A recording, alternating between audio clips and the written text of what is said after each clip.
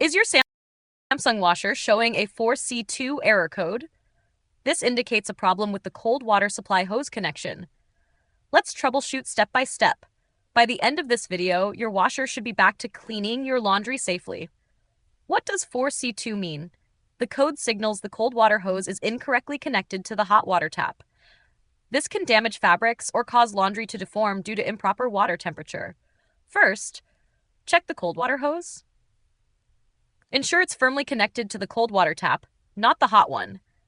If swapped, disconnect the hose, reattach it to the cold tap, and restart the cycle. Next, inspect the hose for damage. Look for cracks, leaks, or loose fittings. A compromised hose can disrupt water flow and trigger the error. If the issue persists, clean the filter.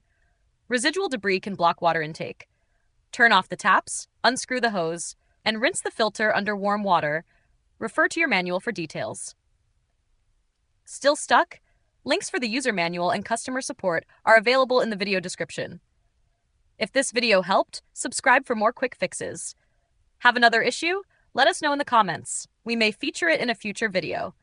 Thanks for watching, and happy laundry day!